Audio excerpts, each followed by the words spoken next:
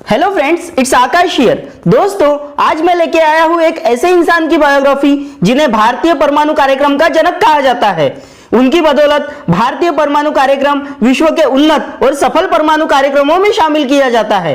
भारत आज सैन्य और असैन्य परमाणु शक्ति संपन्न राष्ट्रों की अग्रिम पंक्ति में खड़ा है। जी हाँ, उनका नाम है डॉक्टर होमी जहांगीर भाभा। डॉक्टर होमी जहांगीर भाभा यानी परमाणु भौतिक विज्ञान का एक ऐसा चमकता सितारा जिसका नाम सुनते ही हर भारतवासी का सीना गर्व से चौड़ा हो जाता है। डॉक्टर होमी जहांगीर भाभा ही वह शख्स थे जिन्होंने भारत के परमाणु ऊर्जा कार्यक्रम की कल्पना की और भारत को परमाणु शक्ति संपन्न तथा वैज्ञानिक अनुसंधान के क्षेत्र में अग्रसर होने का मार्ग प्रशस्त किया।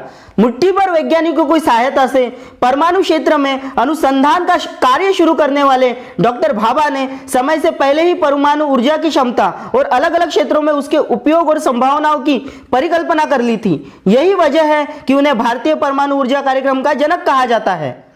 होमी जहांगीर भाभा का जन्म 30 अक्टूबर 1909 को मुंबई के एक पारसी परिवार में हुआ। उनके पिता जहांगीर भाभा एक जाने माने वकील थे। होमी भाभा की प्रारंभिक शिक्षा मुंबई के कैडर स्कूल से हुई। इसके बाद आगे की शिक्षा जॉन केनन स्कूल में हुई। भाभा शुरू से ही भौतिक विज्ञान और गणित में खास रुचि रखते थे।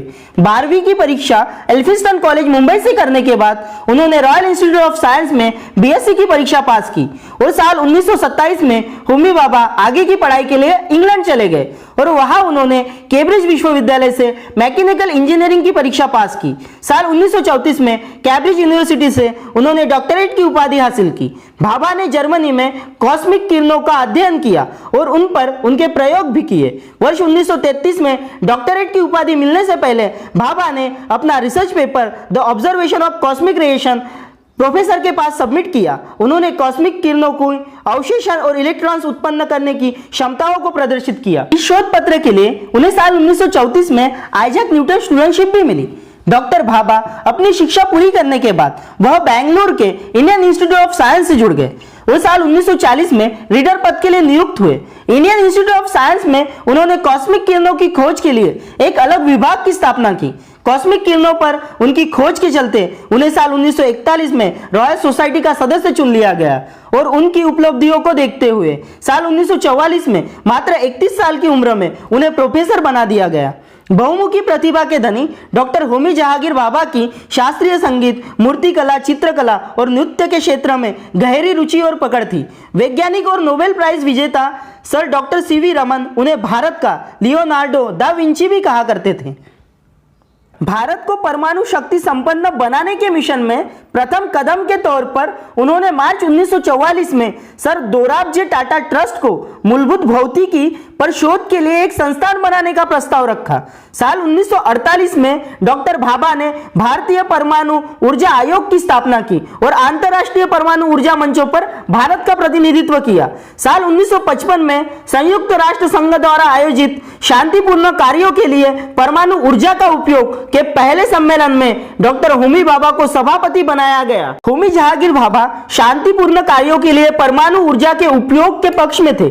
60 के दशक में विकसित देशों का तर्क था परमाणु ऊर्जा संपन्न होने से पहले विकसनशील देशों को दूसरे पहलुओं पर ध्यान देना चाहिए। डॉक्टर भाभा विकास कार्यों के प्रयोग की वकालत करते थे। वर्ष 1957 में भारत ने मुंबई के करीब ट्राम्बे में पहला परमाणु अनुसंधान केंद्र स्थापित किया। वर्ष 1967 में इसका नाम भाभा परमाणु अनुसंधान केंद्र कर दिया गया। यह होमी भाभा को देश की ओर से एक विनम्र श्रद्धांजलि थी। इस संस्थान ने आज एक विशिष्ट नाभिकीय अनुसंधान संस्थान के रूप में अपनी पहचान स्थापित की है। आज यहाँ नाभिकीय भौतिकी, रसायन एवं जीव विज्ञान, रिएक्टर इंजीनियरिंग, यंत्रीकरण, विकिरण संरक्षा एवं नाभिकीय चिकित्सा आदि महत्वपूर्ण क्षेत्रों में मूलभूत अनुसंधान हो रहे हैं। तत्कालीन प्रधानमंत्री जवाहरलाल नेहरू ने भी कहा था कि हम परमाणु ऊर्जा का दुरुपयोग नहीं करेंगे, लेकिन उनकी मृत्यु के बाद परिदृश्य में आए बदलाव ने भारत की परमाणु नीति को प्रभावित किया। भारत की सुरक्षा को देखते हुए तत्कालीन प्रधानमंत्री लाल बहादुर शास्त्री ने भारत को परमाणु हथियार न बनाने की प्रतिबद्धता से मुक्त कर दिया। वर्ष 1964 में चीन ने परमाणु परीक्षण कर दिया तो भारत का चिंतित होना स्वाभाविक था। वर्ष 1965 भारत और पाकिस्तान के बीच जो युद्ध हुआ तो ये चिंता और बढ़ गई। ऐसे में सामरिक संतुलन के लिहाज से भारत को परमाणु शक्ति संपन्न बनाने की जरूरत अनुभव की जाने लगी।